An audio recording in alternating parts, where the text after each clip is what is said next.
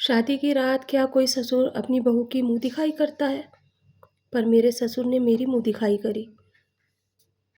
अस्सलाम वालेकुम my YouTube family, कैसे हैं आप सब? उम्मीद करती हूँ ठीक होंगे। मैं भी आप सबकी दुआओं के साथ में ठीक हूँ। जैसे कि सब लड़कियों की शादी होती है, मेरी भी शादी हुई। बड़ी खुशी से धूम-धाम के साथ मैं अपनी ससुराल विदा होकर के गई।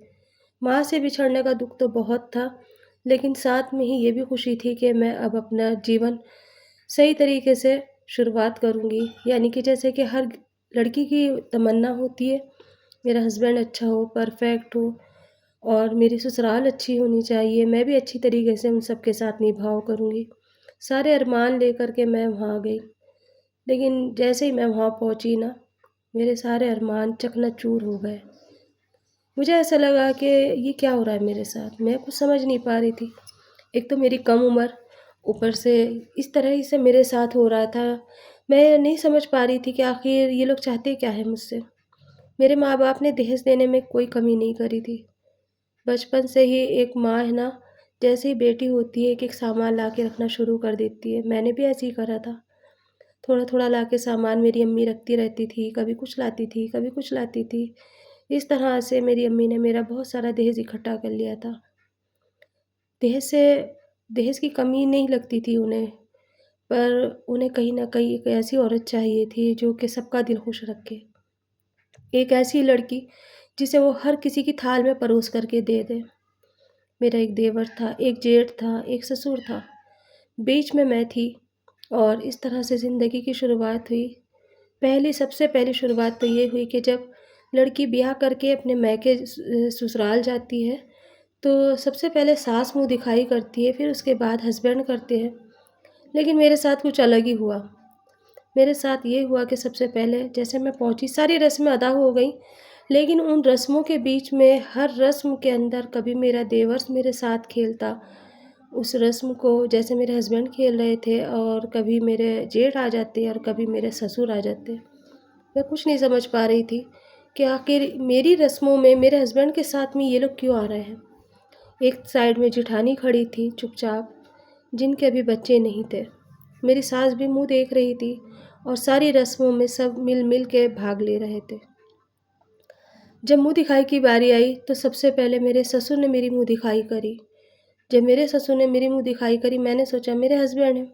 मैंने नज़रें उठा के जैसे देखा तो मैं शर्मा के मैंने नज़रें नीचे कर ली, क्योंकि ससुर से नज़रें नहीं मिला सकती थी मैं।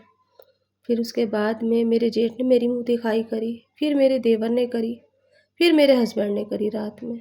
मुझे बड़ा ताज्जुब सा हो रहा था, फिर मैंने सोचा शायद इनके यहाँ की रस्में होंगी ऐसी। हर किसी के यहाँ की रस्में अलग-अलग होती हैं, शायद ये भी इनके यहाँ की एक रस्म होगी। लेकिन आस-पास में जितनी भी औरतें खड़ी थी, वो आपस में कुछ न कुछ बातें कर रही थी, जो मैं समझ नहीं पा रही थी। और इस तरह से मेरी मुँह दिखाई हुई। मुँह दिखाई में मेरे हस्बैंड ने तो मुझे कैश दिया, लेकिन मेरे ससुर ने मुझे सोने का सेट दिया। मेरे जेठ ने भी मुझे सोने का सेट दिया और मेरे देवर ने भी इसी तरह से सबने मुझे सोने के सेट दिए और मेरे हस्बैंड ने मुझे कैश दिया। तो मुझे बड़ी हैरानगी हुई कि जिनकी बीवी है वो तो कैश दे रहा है। खैर जैसे-तैसे मैं अपने कमरे में चली गई और वहाँ मेरे हस्बैंड आ गए। जब मैंने चैन की साँस ली और मुझे अच्छा लगा कि मेरे हस्बैंड हैं। लेकिन मेरे हस्बैंड जैसे ही कमरे में आए, उन्होंने मुझे एक ही बात कही, इस घर के अंदर जो जैसा कहेगा तुम्हें वैसा ही सुनना पड़ेगा। जो जैसा करेगा तुम्हें वैसा ही रहना पड़ेगा। मुझसे कभी किसी चीज़ की शिकायत या उम्मीद मत करना, क्योंकि ये मेरे माँ-बाप की तुम पसंद हो और मैं ये तो नहीं कह सकता कि हाँ, तुम मेरी पसंद नहीं हो, लेकिन मैं अपने माँ-बाप को ज़्यादातर अपने बाप को किसी भी बात में नाराज़ नहीं होते देख सकता। मैं चुपचाप सर हिलाती रही। मैंने सोचा हर आदमी इस रात में ऐसी ही नसीहत करता है अपनी दुल्हन को, इन्होंने भी कर ली कोई बात नहीं। लेकिन जब सुबह हुई ना, तो सबसे पहले जैसे सास आती है कमरे में तो मेरे ससुर जी आए और आने के बाद मुझे देखते रहे। काफ़ी देर तक उन्होंने मुझे देखा और मैं नीचे नज़रें करे बैठी रही चुपचाप। फिर उसके बाद मेरे जेठ और देवर दोनों वे भी कमरे में आ गए। फिर मेरी जेठानी और मेरी सास आए और आने के बाद हम सब ने मिल के नाश्ता करा। लेकिन मेरे नाश्ते के अंदर मेरे ससुर मेरे साथ नाश्ता कर रहे थे। मुझे बहुत अजीब-सा लग रहा था, हिचकिचाहट हो रही थी। मैंने कई बार अपना हाथ रुका लिया तो मेरे ससुर ने मेरा हाथ पकड़ के कहा कि नहीं तुम इसी के अंदर खाओ मेरे साथ। कभी मेरे जेठ कहते, आस-पास में जेठ और मेरे ससुर बैठ गए। मेरे देवर और मेरे हस्बैंड सामने बैठे थे और उन्हीं के पास मेरी जेठानी और मेरी सास बैठी थी। ख़ैर वक़्त जैसे गुज़रा मैंने उस दिन गुज़ार लिया मुझे लेकिन अच्छा नहीं लगा, उस दिन मुझे बिल्कुल नहीं अच्छा लगा, कोई मुझे टच करे, कोई मुझे छुए, मेरा दिल बिल्कुल भी नहीं ले रहा था और एक अजीब-सी घिन सी आ रही थी कि आख़िर ये माहौल कैसा है? जबकि इससे पहले मेरी अम्मी कई बार आई थी इनके घरों के अंदर रुक कर भी गईं, लेकिन उन्हें ऐसा महसूस कुछ नहीं हुआ। फिर वलीमा हो गया और मैं अपने मायके चली गई। जब मैं वहाँ गई मैंने अपनी अम्मी से सारी बात बताई कि अम्मी वहाँ पर इस तरह से मेरे साथ हुआ। अम्मी ने कहा सबके घरों के ना रीति-रिवाज अलग होते हैं और अभी उनके घर का अलग होगा शायद, उनके यहाँ इसी तरह से होता होगा। तो कोई बात नहीं है और बस बात आई गई हो गई। चौथी हुई, चौथी के बाद मैं फिर घर गई। घर जाने के बाद मैं क्या देखती हूँ कि जिस दिन मैं चौथी के बाद पहली रात थी मेरी, मेरे बेड पे मेरे ससुर सो रहे हैं और मेरे हस्बैंड है ना, वो हॉल में जाके लेट गए। मैंने देखा कि मेरे कमरे में जब ससुर सो रहे तो मैं अपनी सास के कमरे में चली गई। मेरी सास ने कहा अपने कमरे में जाके सो, मैंने उनसे बताया कि वहाँ ससुर जी सो रहे हैं।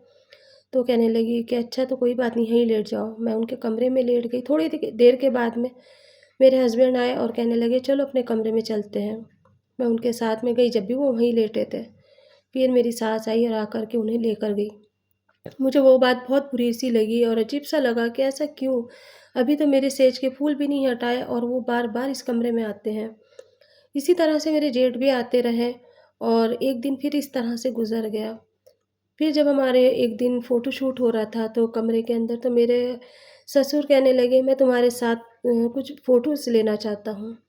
फिर मेरे जेठ ने भी यही कहा। मैंने सोचा कि फैमिली फ़ोटो होगा, सब साथ में आ जाएँगे। मैंने इस बात को भी कहा कि सब मिलके साथ में सेल्फ़ी लेंगे ताकि फैमिली फ़ोटो बन जाए हमारा। कहने लगे नहीं मुझे तुम्हारे साथ ही फ़ोटो लेना है। मैंने सोचा कोई बात नहीं, ससुर तो बाप समान होता है और फ़ोटो खींच गए। फिर मेरे जेठ ने भी इसी तरह से मेरे साथ फ़ोटो खिंचवाए। मैं दुल्हन बनी हुई थी और वो कपड़े उन्होंने इस तरह से पहन रखे थे जैसे मैं उनकी वाइफ़ हूँ। मेरी जेठानी चुपचाप एक साइड में खड़ी रही, फिर मैंने उन्हें ज़बरदस्ती बुलाया और अपनी सास को भी, उनका और मेरा फिर हमारा सबका फ़ोटो अलग से हुआ। लेकिन चालाकी से मेरे ससुर ने अपने साथ में फ़ोटो खिंचवा ली और मेरे जेठ ने भी अपने साथ खिंचवाए, मेरे देवर ने भी अपने साथ खिंचवाए। बाद में मेरे हस्बैंड की बारी आई तो उन्होंने भी खिंचवाए। ये चीज़ें मुझे अच्छी नहीं लगी और मैंने अपनी सास से कहा कि देखो ऐसा है मम्मी, मम्मी जी ये सारी चीज़ें मुझे नहीं अच्छी लगती। पापा जी से आप कहो कि वो आपके साथ रहें और आपके साथ फ़ोटो खिंचाएँ, मेरे साथ ना करें। तो कहने लगी नहीं पहली पे दूसरी बहू हो ना तुम तो इसीलिए उनको इस बेटे से ज़्यादा प्यार है इसलिए वो तुम्हें बेटी ही मानते हैं, लेकिन बस उनका तरीक़ा थोड़ा अलग है। बस यहाँ पे फिर मैं चुप हो गई। लेकिन अक्सर अब ऐसे होने लगा था जैसे जैसे ही मेरे हस्बैंड काम पे जाते, मेरे ससुर मेरे कमरे में आ जाते, कभी मेरे जेठ आ जाते और कभी मेरे ससुर आ जाते। मुझे ये सारी चीज़ें नहीं अच्छी लग रही थी। जब वो मेरे कमरे में आते तो मैं वहाँ से चली जाया करती थी। कभी मम्मी के कमरे में, कभी अपनी जेठानी के कमरे में और कह देती थी कि बाबूजी मेरे कमरे में है। वे लोग नॉर्मल हो जाते और ऐसा महसूस कराते कि हाँ, हम सब इसी तरह से रहते हैं। लेकिन एक दिन है ना सब के सब शादी में चले गए और मेरे जेठ घर पर रह गए और मैं भी घर पर थी। मैंने कहा भी कि मैं शादी में चलूँ, उन्होंने कहा अभी तुम्हारी दावतें नहीं हुई हैं और मैं उस घर में नहीं लेके जा सकती हूँ तुम्हें। तो हम सब जा रहे हैं और तुम्हारे जेठ तो यहाँ पर है, तुम आराम से यहाँ रहो, अपने कमरे में सो जाना। मुझे अच्छा नहीं लग रहा था क्योंकि मैंने उन लोगों की हरकतें देख ली थी और मुझे ये महसूस होने लगा था कि इनकी नज़र में कुछ न कुछ खोट है। कहीं न कहीं इनका दिल साफ़ नहीं है। बस उस रात मेरे जेठ ने क्या करा कि सब तरफ की कड़ी अच्छी तरीके से लगा दी और मेरे कमरे के अंदर आ गए। मेरे कमरे में जब आए मैंने उनसे कहा कि आप मेरे कमरे में क्यों आए? आप अपने कमरे में जाएँ। कहने लगे घर में कोई भी नहीं है और यहाँ सब चीज़ें मिल-बाँट के खाते हैं। तुम्हारा हस्बैंड मेरी बीवी के पास आता है तो मैं भी तुम्हारी बीवी उसकी बीवी के पास जा सकता हूँ। मैंने कहा कि ये आप लोगों के भूल है, मैं इस तरह की नहीं हूँ और आप अपने कमरे में जाएँ और मैं अपने हस्बैंड को समझा दूँगी। लेकिन उन्होंने मेरे साथ ज़बरदस्ती करी और मुझे ऐसा कर दिया कि मैं किसी को मुँह दिखाने काबिल नहीं रही। कितना ही चीखी, कितना ही चिल्लाई लेकिन मेरी आवाज़ बाहर नहीं जा सकती थी। बस उस दिन मेरी ज़िंदगी उन्होंने ख़राब कर दी। जब मैं रोती रही और उसके बाद मेरे पूरी फैमिली आ गई, जो मेरे हस्बैंड थे, मेरी सास थी, मेरी देवर जेठानी, मेरे हस्बैंड सब आ गए तो मैंने उनसे रो-रो के बताया। मेरे जेठानी ने कहा कोई बात नहीं, ये बात बाहर नहीं जाएगी और तुम अपने चुप हो जाओ और आज के बाद मेरे हस्बैंड तुम्हारे कमरे में कभी नहीं आएँगे। वो भी रोईं, लेकिन वो कुछ कहना चाहती थी, वो कह नहीं पाती थी। बस इस तरह से ना मेरे साथ में अब कभी मेरे जेठ आ जाते और कभी मेरे ससुर आ जाते और मैं बहुत परेशान थी। फिर मैंने 4-5 दिन के बाद मैं अपनी अम्मी को कहा कि अम्मी मुझे आकर के यहाँ से ले जाओ। मेरी अम्मी जो मुझे किस-किस तरह से लेकर गई है तो मैं ही जानती हूँ, बहुत बड़ी स्टोरी है, मैं बता नहीं सकती इस पे। लेकिन मेरी अम्मी ने उस वक़्त मेरा साथ दिया, मेरे पापा, मेरे भाई, 4-5 घर के बड़े-बड़े लोग आए और मुझे ले गए। इस बीच में उन्होंने कई बार मना करा कि हम नहीं जाने देंगे, हम नहीं भेजेंगे, हमारी बहू है। लेकिन मेरी अम्मी जब 4-5 बड़े-बड़े लोगों को लेकर आई तो वो लोग मुझे लेकर चले गए। मैंने घर जाके सबको सब सच-सच बता दिया और कह दिया कि मैं उस घर में कभी नहीं जाऊँगी। हर किसी की थाली के अंदर परोस के दे दिया जाता है मुझे। जब ये बात मेरे घरवालों को पता चली और मेरे घरवालों ने उनसे पूछा तो उन्होंने साफ़ ये कह दिया कि तुम्हारी लड़की बदचलन है, तुम्हारी लड़की ही यहाँ पर आई है। इस तरह से मैंने अपने आप को उस नर्क से निकाला और मैंने साफ़ कह दिया कि ठीक है मैं गलत हूँ, तो मुझे खुलासा दे दो, मुझे तलाक दे दो। उन्होंने मना कर दिया, मैंने यहाँ से केस करा और अपनी एफ़आईआर दर्ज कराई और उसके बाद मेरी वहाँ से शादी को ख़त्म करा गया यानी कि तलाक दिलाई गई। बहुत मुश्किलें आईं, बहुत परेशानी आई।